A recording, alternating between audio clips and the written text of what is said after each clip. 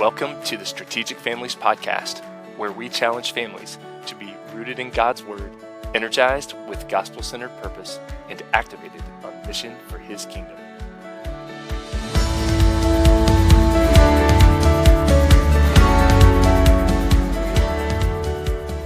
Today's interview is going to be with a godly man that I call Dad. Bruce Wray is a businessman and a godly man who has walked the journey of parenting so faithfully with his wife, my mother-in-law, Lynn Ray. And the topic for today is going to be strategic planning and how that can prevent guilt and regrets and missed opportunities in our parenting. He gets into the importance of your kids knowing the scriptures. There's really a how-to plan in this episode of how to put down strategic planning objectives and priorities and plans on paper. So you might want to have a pen and paper available for this episode to jot some things down. We also have a resource for you on the website that we'll refer to in this episode. Thinking in advance about what you want your kids to know when they leave the nest, an important part of this episode. And then towards the end, talks about the value of having a mentor relationship and how to get going with that. So this is a great episode, and I really think that you're going to be blessed by it. So here it goes. Well, hey, everyone. I am excited to welcome a man that I have admired for many years, Bruce Wray, onto the Strategic Families Podcast. To me, he goes by Dad. Dad, welcome to the podcast. Thank you. Thank you, Graham. I'm looking forward to this. Excellent. Well, Dad, Bruce Wray, has been a man that I've admired for many years. We've known each other since 2006 when I started dating his daughter. And then shortly after that, asked for her hand in marriage in 2007, and the rest is history. But really, Dad, Bruce Wray, is a man of deep faith in the Lord and deep reliance upon the Lord, which is the main reason that I wanted you to come on the podcast, Dad. But then also, Bruce is a businessman and knows a ton about strategic planning. And so that's our topic for today, is just how we can apply the business principles of strategic planning into families and how we run our families and how we can be strategic and intentional for the Lord and for the kingdom in our families and really help our families be on mission. So I'm excited to hear what Dad's going to share with us. So Dad, if you could tell us, just give us a little bit of background of, where you grew up and how many kids you have and when you got married and all that good stuff by way of introduction. Okay. Well, I grew up in Pittsburgh in Mount Lebanon and went to school at Bucknell University where I met Lynn, my wife. And then we moved to New Jersey and we were there a short time and then decided once we started to have kids to move to Rochester, New York. Spent 27 years there. Seemed like 27 years of boot camp with all the snow. And we raised 5 kids there. And when the last one left, which was Katie, Graham's wife, we moved to Charlotte, North Carolina, and 4 of the families moved down here also to get away from the winters. And 1 moved to San Diego. We had 18 grandkids.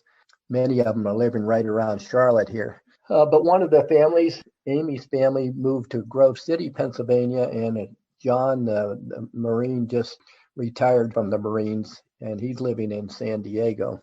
So that's kind of where our family is at this point. Excellent. Now, that could have been a mistake, but it sounds like you said you had 5 children. Is that right?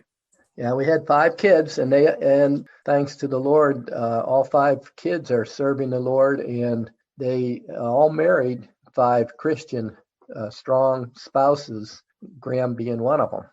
Yeah, and that's another reason that I have respected you guys so much. There's just so few families that you hear of where all of the children are walking with the Lord and married spouses that are walking with the Lord. And that's one of the reasons that I've sort of adopted myself into your family and have felt like family from day one.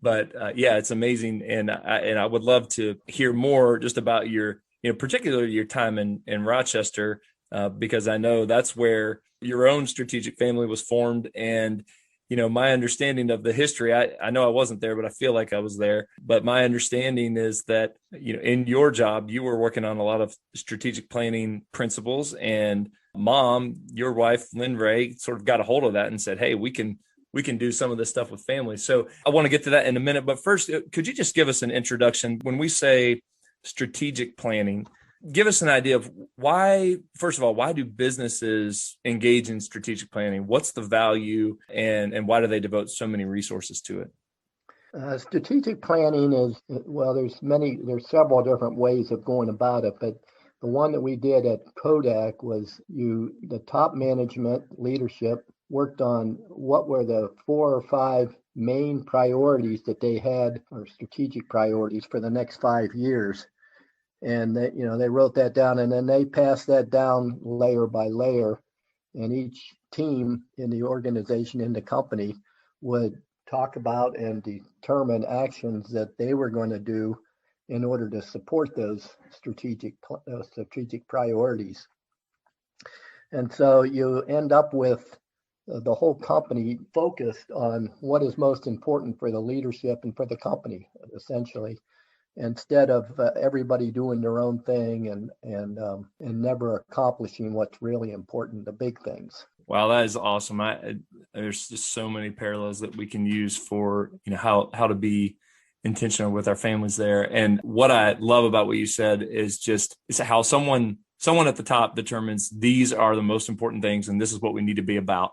And it doesn't mean that you can't do some smaller things, but if everybody's just doing their own things, you won't reach your strategic objectives. And I want to take that principle and start to tie it into families, because I just love that.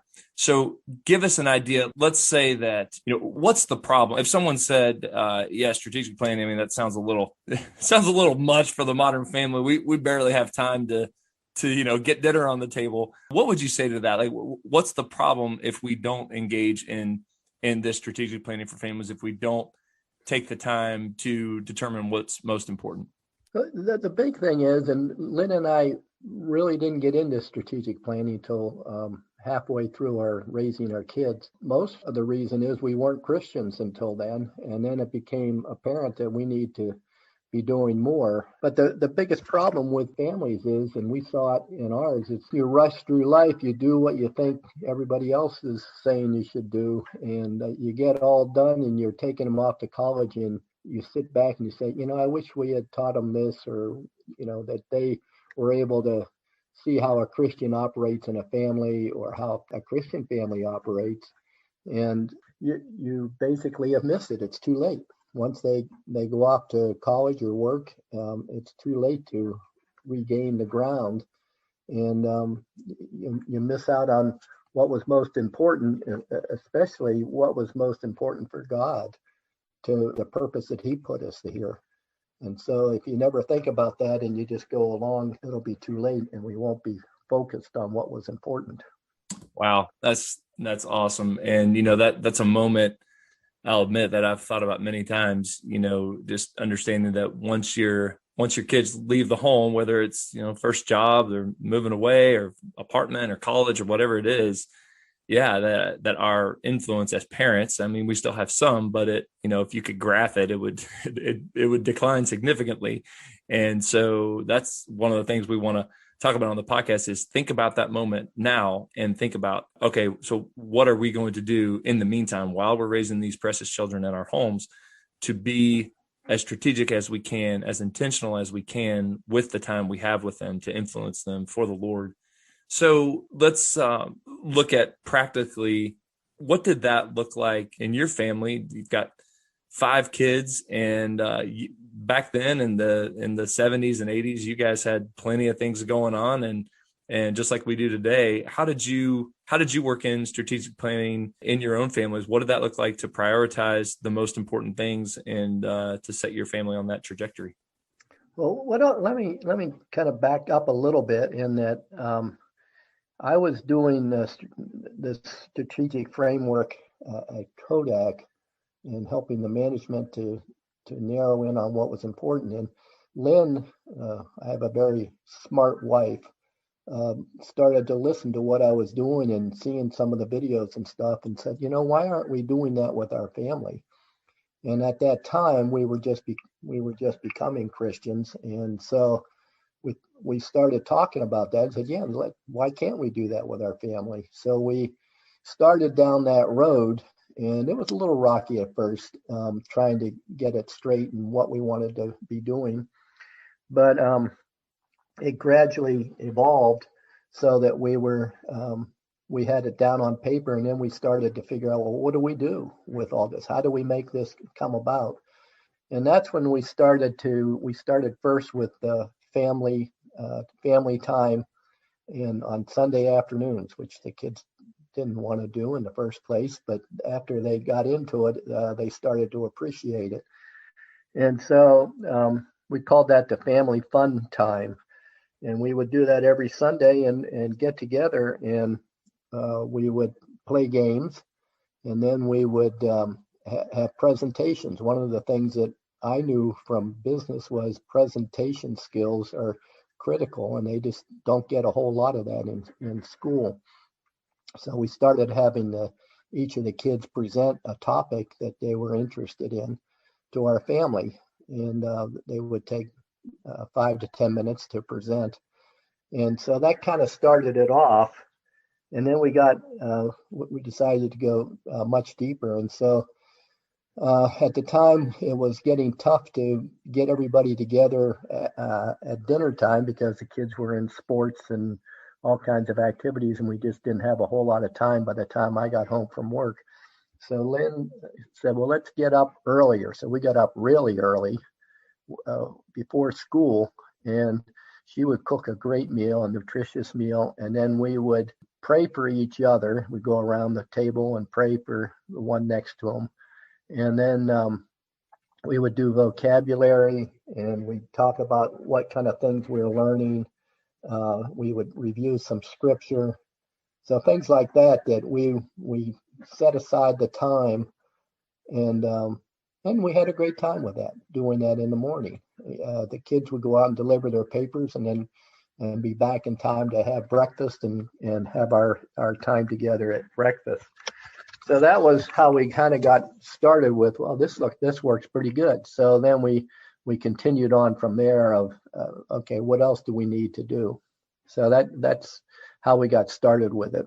I love that. One of the things I love so much about you laying out that framework for your family and that history is that, I think a lot of times we as parents, especially, nowadays, we think, man, if we're going to do family time, it's got to be big, it's got to be a trip, we got to spend a ton of money.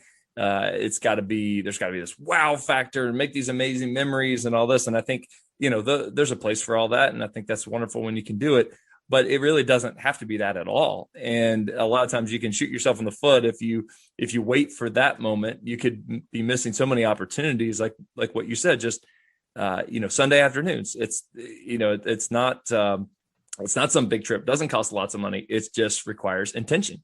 And for someone to say, okay, here's what we're doing on Sunday afternoon. And I love that you mentioned that there was some resistance. And I think, as parents, sometimes I'll admit, sometimes I fold under resistance. You don't like the resistance, but you push through and say, hey, kids, here's what we're doing.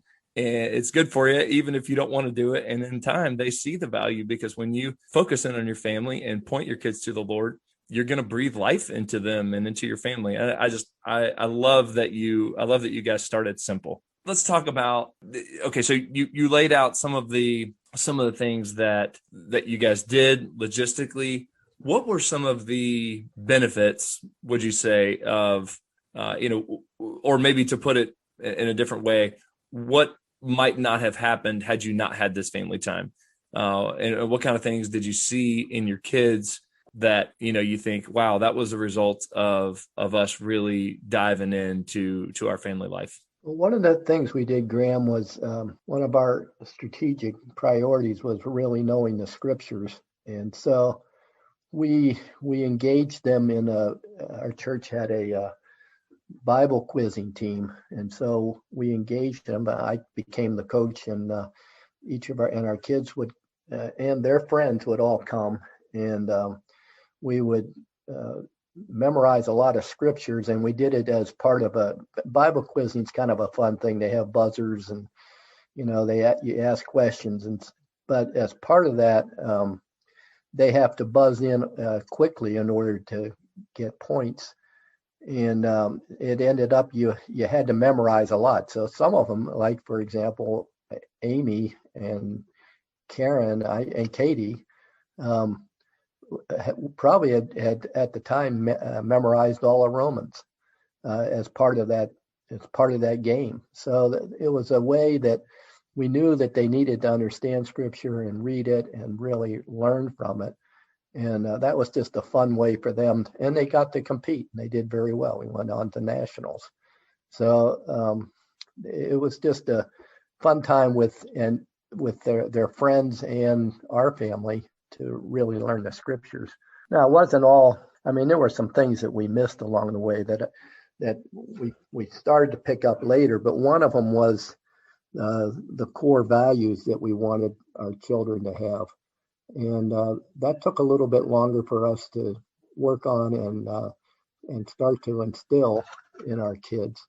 And I wouldn't say that we got to it soon enough. It was later in our time together that we finally started to get around to the values part. But we learned that, and Graham, you've made this point several times, that there were times that we were just so busy with 5 kids, taking them to all their different sports and music and school activities and all kinds of stuff, that we came to a point where you had to limit what you were doing. You couldn't do everything and still be able to accomplish the strategic goals. So we had to start cutting some of that out in order to do what was really important. And so, I mean, that was one of the things that we learned along the way is you can't do everything that the world suggests that you do. And it really wasn't that important. I look back now and I realize that, I'm a great sports fan and they're all good in sports, but that wasn't the most important thing. I do think there's some value in sports. I'm not saying that, but they didn't have to be in every sport every season of the year. So we started to cut back on that kind of stuff and spend more time on other things that we wanted to accomplish. I love that. I think there's just so much wisdom there because, we think about the direct cost, how much money, a sport costs or whatever, but sometimes what we don't think about is the opportunity costs, when, everybody's engaged in, every activity under the sun.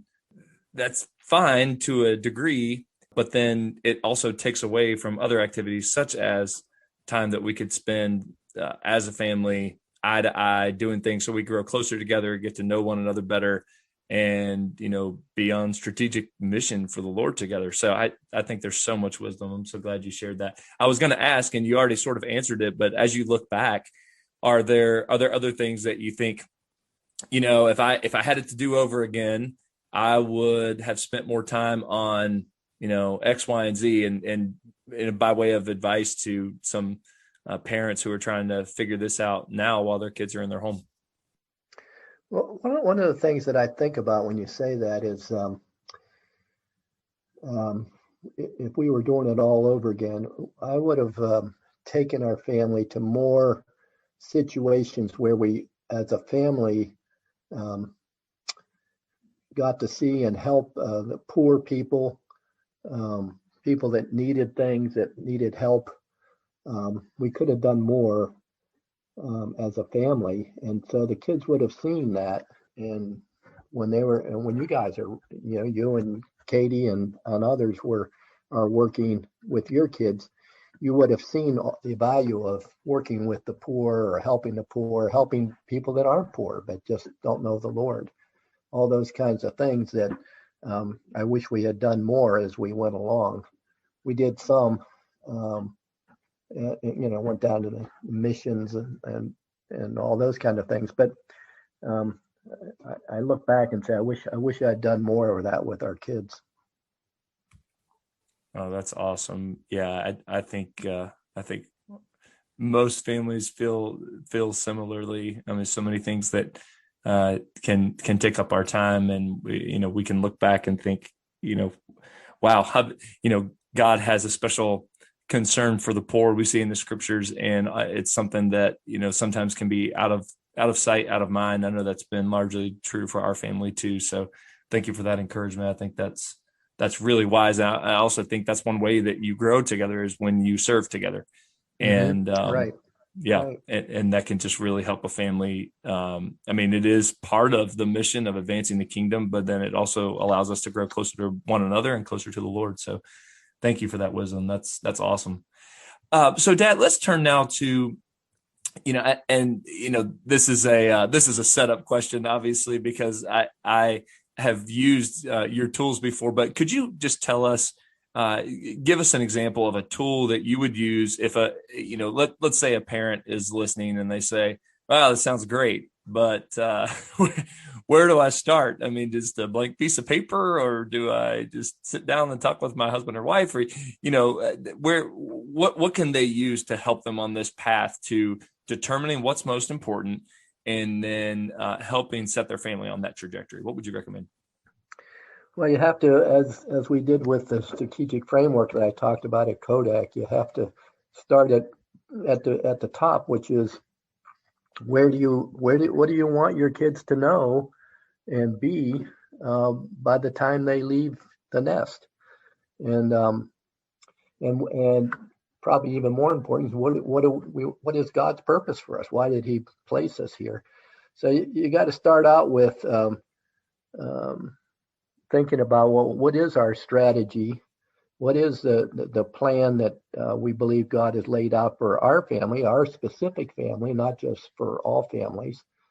And then and that becomes your vision. And then you got to start thinking, well, if that's our vision, then what is our mission for getting there? What steps do we need to take? What kind of short range things do we need to consider to achieve that strategic vision?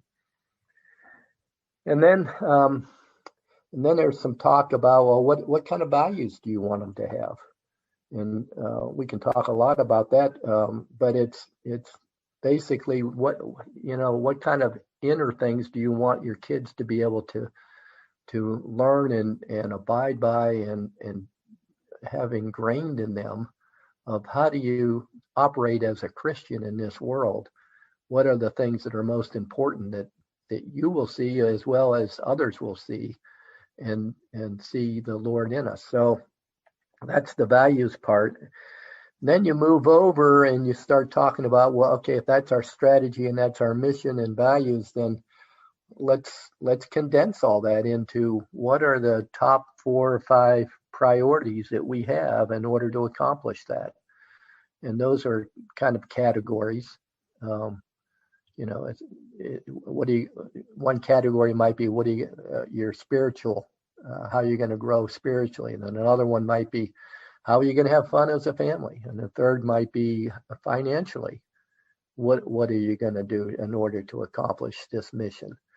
And then what kind of missions, kind of work do you want to be doing? So there's a number of different categories you can go through, but you want to end up with just 4 or 5 main categories that you will work on. Now, it doesn't mean you can't change those later on, but it's a good starting point.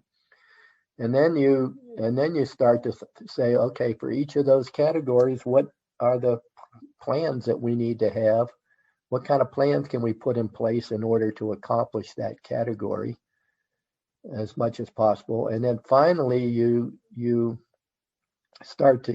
get down to very specific, you can make them 1-month goals or 90-day goals that would be measurable, that you would know that you are accomplishing those plans, which ultimately accomplish the priorities and the strategic in your strategy. So all that, and then what I do, and I learned this probably the hard way at Kodak, but is you need to be very concise with that, because what we did was require to be on one page.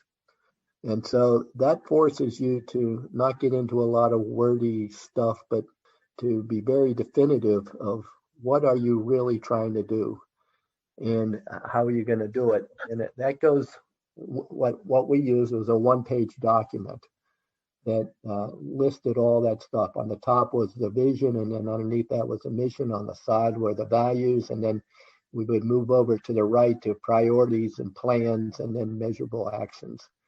And so in order for all that to fit on one page, you have to be very concise about what are you going to do. And so it does two things. One is it forces you to focus, but it's also easier to remember, rather than a whole list of things. Keep it simple, and then you can keep modifying that as you go along. So once you do the 90-day action plans, you pick another set of action plans that will continue that, from what you've done, so that you're constantly working on the plan in front of you. But it's a one pager, so it makes it simpler to read, understand. It looks very organized, and it will keep you on track. That's So we found awesome. that we did that at work, and I found out that was quite useful for when we were working with our family. Yeah, that's awesome.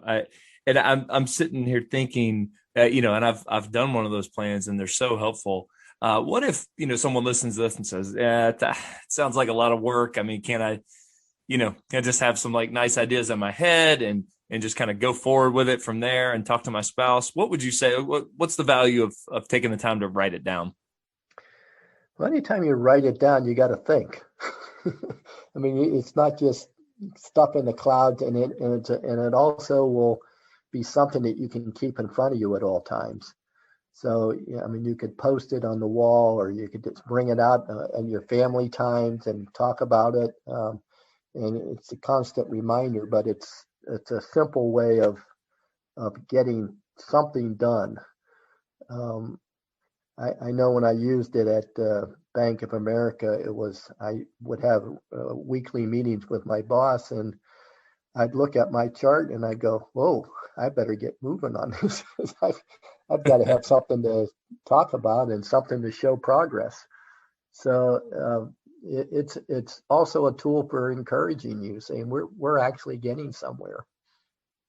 That's excellent. It's funny you say that, because just recently at work, I had a similar situation. I had promised 15 of something, and I was more than halfway in terms of time, and I only had 6.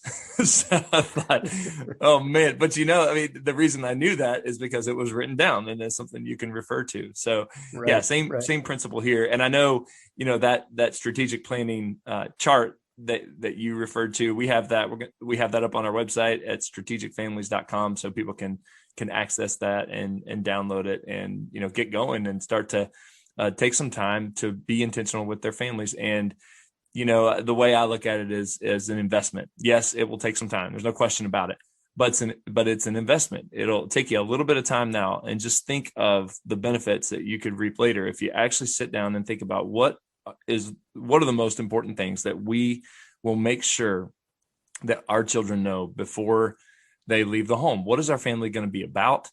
And rather than just going through life and hoping that things work out and just trying to take opportunities as they come, actually saying, no, we're going to make this happen, and this is what we're going to be about as a family. We're going to serve, we're going to love one another, we're going to have fun together, or whatever it is. And if we stop to think about it and write it down, like you said, it forces us to consider the most important things and to be concise, and to I know a big thing for you, Dad, is making sure that is that things are measurable, and because if they're not measured, it's hard to know whether you've achieved them. So that's an important piece of this as well. So anyway, thank you for sharing about that strategic planning chart. I think it's really, really helpful. One other thing, Graham, it sounds like a lot of stuff, but as you know, we were able to take a group of parents through this in one day. So the reason I mention Yes. that is, and Lynn and I did this some of the time. We would go away for a day. Her mother would come up and watch the kids, and we would take off and go away. And that was our whole intention, was to work on what are we going to be doing in the, over the next year, the next 2 years? And this tool was helpful. I wouldn't say that we were the best at it, but it was helpful to put everything down instead of just, well, okay, well, we'll get to it, and we know what we have to do, but that doesn't really help. Right. And one thing that I think I also wanted to ask you about regarding the strategic planning document. I think I have a tendency of doing this. It's easy. It does take a little time to write down what the objectives are for your family and the strategies and things like that. But it can be easy to spend that time and then to say, whew, man, that was a lot of time. And then just kind of get back to family life as normal and think that you've accomplished something, when in reality, what you did was talk about what you wanted to accomplish. And, in other words, that's a long way of saying it's hard to stay the course sometimes. So what would be your advice for a family who, maybe they've even started to write some of these things down and they're just struggling with maintaining the energy to keep their family on track? How would you help them stay the course? Well, it's just like in business. You have regular meetings with your boss, and and the reason is to explain your progress. And so if you don't have any progress, you're in big trouble. And so my advice is that you need to find a mentor, somebody that you trust, that you know is a strong Christian, knows the scriptures, that is going to hold you accountable, and that will check in with you every so often, or you have dinner together, or you get to know them somehow. And but the whole point is you want somebody to hold you accountable, and by that I don't mean in a harsh way, but more of well, how did you do on this? And why did you think it was important in the first place, and it isn't now? Or those kind of questions of just trying to I'm going to say prod, I don't know if that's the right word, but a way of helping them to stay on the course, to stay the course. So that even if you fail the first time or second time or third time, you've brought it up again, and there's somebody that's trying to help you through that. Sometimes they have some great suggestions on, well, that didn't work, but why don't you try this? So a good mentor is very valuable. Oh, I couldn't agree more, Dad. I mean, there is so much power when one other person, especially a person that you trust and who knows the Lord and who wants the best for your family, there's so much power in that person just taking your own desire and sort of putting a mirror up to it. That's all they're doing, is saying, hey, you said this. I'm just repeating what you said and trying to check in on you. And, there's no judgment there at all. There doesn't need to be any kind of condemnation or anything, but just, hey, this is what you said, and I'm here to remind you that it's important. And I love what you said about, meeting with your boss. And that's true. I mean, that you have those regular meetings, because if you don't have those regular meetings, very little can get accomplished. So I 100% agree with your challenge there to have a mentor, especially for younger families. And actually, I didn't plan on asking this, but since you mentioned it, Dad, I think this is such an important point. Briefly, what, let's say there's a young family out there and they don't have a mentor, and they think, oh, that's actually a pretty good idea. How do they go about it? How would you recommend they find another couple that could mentor them?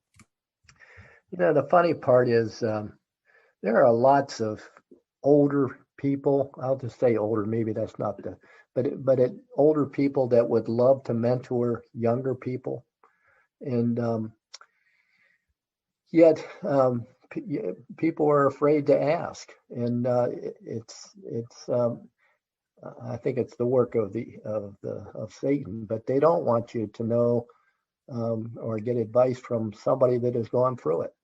And so it's a matter of asking people, and they'll tell you if they don't have the time or don't want to. But for the most part, and the ones that I've mentored, or the people that I know that are mentors, love to be asked. They've been through a lot of this, and so they love to engage with let's say, the next generation, and be able to impart maybe some wisdom along the way.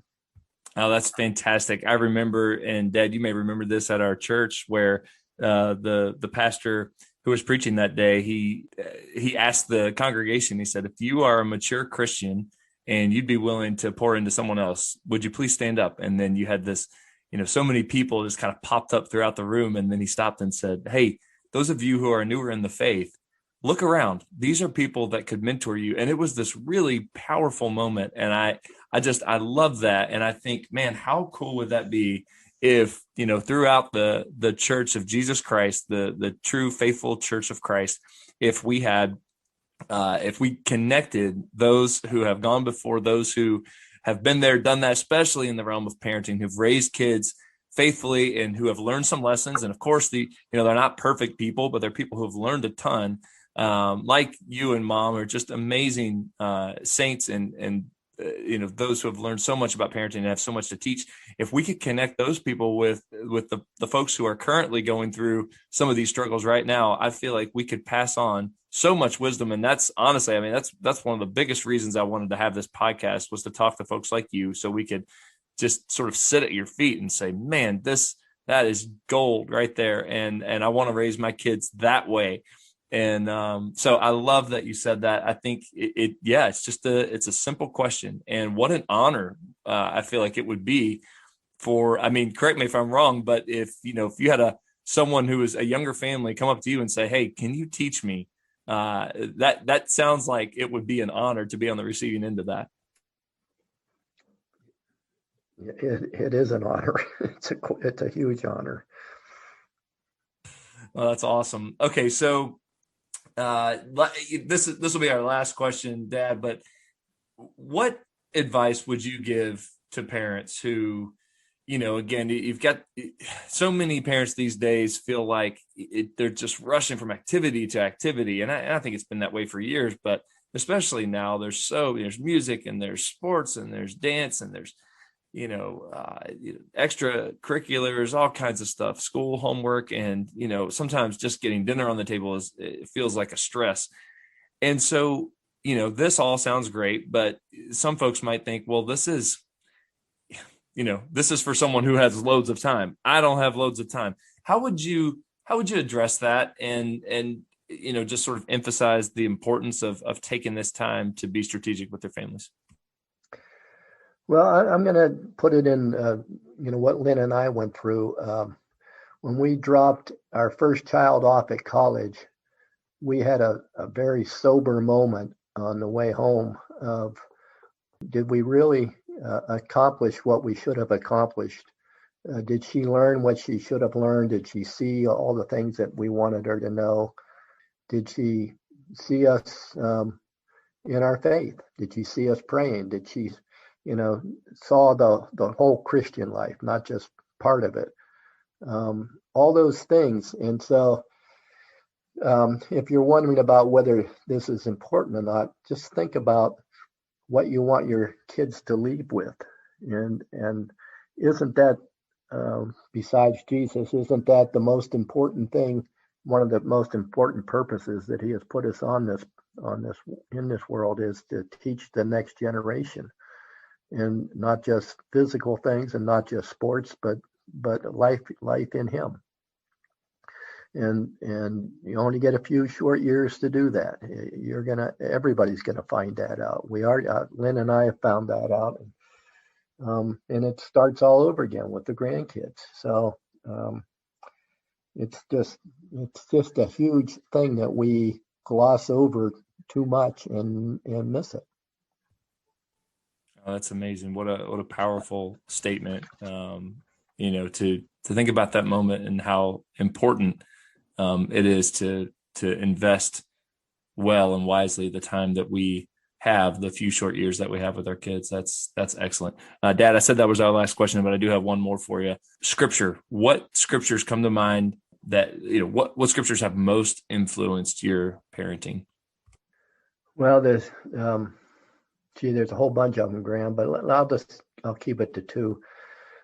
And they're familiar ones. Matthew 6:33, which is, Seek first the kingdom of God, and all these things will be given, and his righteousness, and all these things will be given unto you.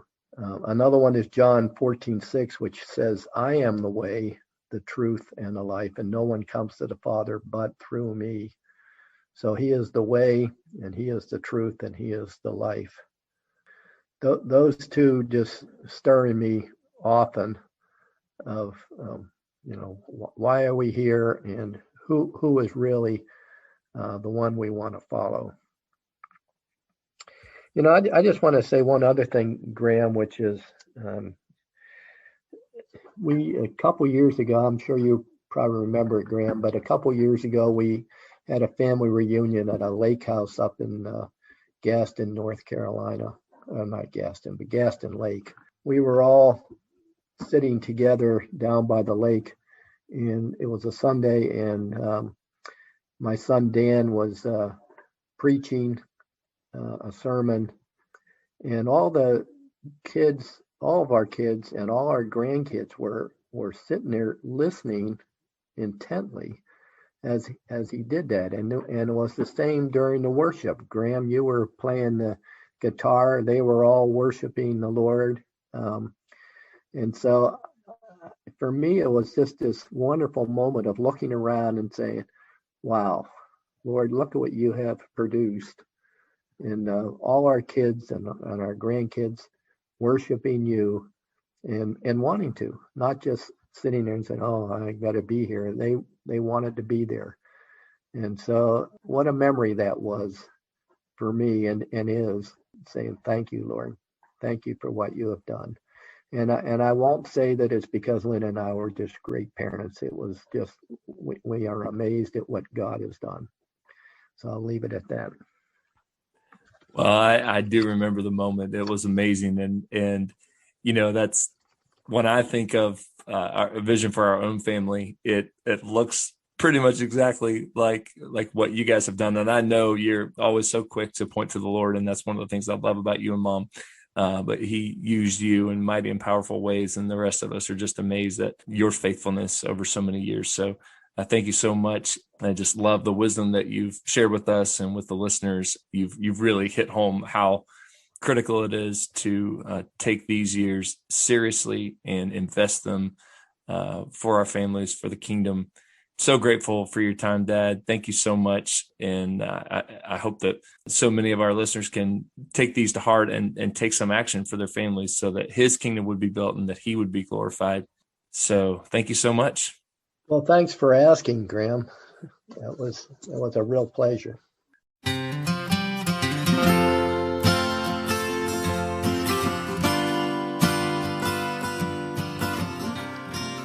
Well, I hope that you were as blessed by the wisdom from Bruce Wray as I was and have been over so many years. What a godly man, so much to teach us all, especially those of us who are still in the mix of it, how to be strategic with our families. So, Dad, thank you so much for taking the time and sharing all that wisdom with us. If you would like more information on how to become a strategic family, please visit our website, strategicfamilies.com. We've got some great resources there for you to just download for free, and would love to hear from you if you're on mission to be a strategic family. Thanks so much. Have a great week.